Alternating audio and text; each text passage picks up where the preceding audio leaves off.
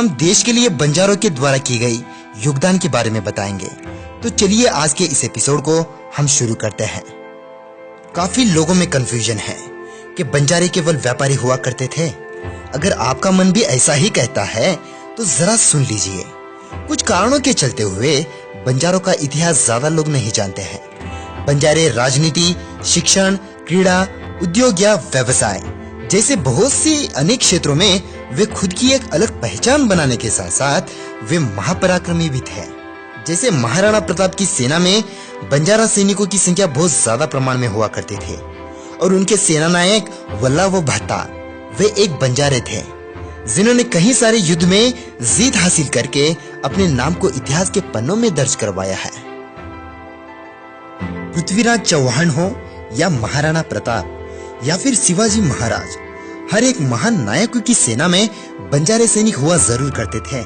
दोस्तों, आप लोगों में से बहुत से लोग होंगे जो ये सोच में होंगे कि बंजारे राजपूत और मराठा सेनाओं में कहां से आए, तो हम आपको इसे भी समझाने की कोशिश करते हैं। दोस्तों, बंजारों को अग्निवंशी राजपूत भी कहा जाता है क्योंकि माना जाता है कि 9वीं शताब्दी में राजस्थान में एक बड़ी कम्युनिटी थी जिनमें 2 वर्ग के लोग थे। जहां एक वर्ग के लोग राजनीतिक मामलों में बहुत ज्यादा दिलचस्प थे, वहीं दूसरी तरफ एक और वर्ग के लोग व्यापार में ज्यादा इंटरेस्टेड थे। और शायद यही वो कारण है कि एक बड़ा वर्ग राजपूताना के नाम से अपने राजभार को संभालने लगा और एक वर्ग ने व्यापार की तरफ अपना ध्यान बटाया, जिन्हें हम बंजारा कहते हैं। बंजारा यानी व्यापार के लिए निरंतर सफर तय करना होता है। अब आप कुछ हद तक समझ गए होंगे कि राजपूत सैनिकों में बंजारे क्यों थे। जब राजपूतों की लगातार विदेशी राजाओं से मुठभेड़ होती रही तो राजपूतों के अधिकतर सैनिक अपने प्राण गंवा देते थे, जिससे सेना में कमी का अनुभव होता रहा। इसी को मद्देनजर रखते हुए व्यापार के मार्ग को अपनाए लोगों में से बहुत से लोगों ने सैनिकों में शामिल होना शुरू कर दिया और वही बंजारे थे जो मूल से एक राजपूत ही है। और दोस्तों, आगे 1400 की ईस्वी में हजारों की संख्या में राजस्थान से बंजारे महाराष्ट्र पहुंचे ताकि वे मराठा सेनाओं में शामिल होकर मुस्लिम राजाओं के द्वारा हिंदुओं पर किए जा रहे जुल्म को एक साथ मिलकर रोक सके और वे वहीं रहकर बंजारी कहकर पुकारे जाने लगे। दोस्तों, इतिहास में बंजारों का ऐसे बहुत से महान कार्य है जो साफ साफ दर्शाती है कि बंजारे महान पराक्रमी हैं। आज देश के हर प्रांत में हमें बंजारे नजर आ जाते हैं।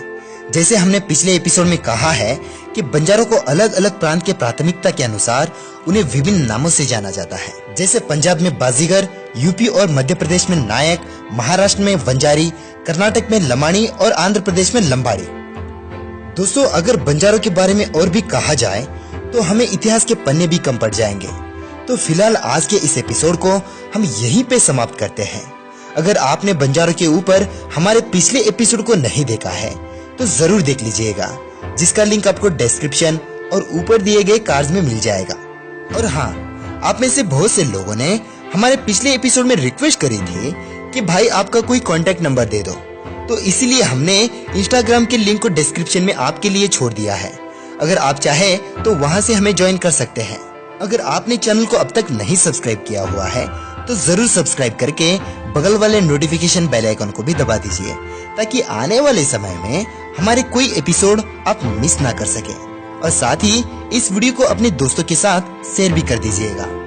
और एक लास्ट बात, अगर वीडियो जरा सा भी आपको अच्छा लगा हो तो वीडियो को लाइक भी कर दीजिएगा। मिलेंगे फिर से एक और नए एपिसोड में, तब तक के लिए नमस्कार।